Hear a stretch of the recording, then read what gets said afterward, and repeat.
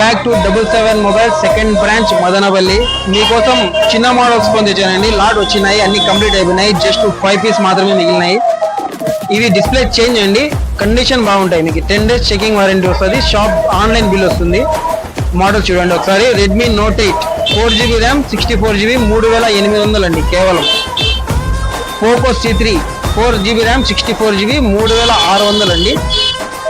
Next వచ్చి మీకు Poco M3 6GB RAM 64GB అండి.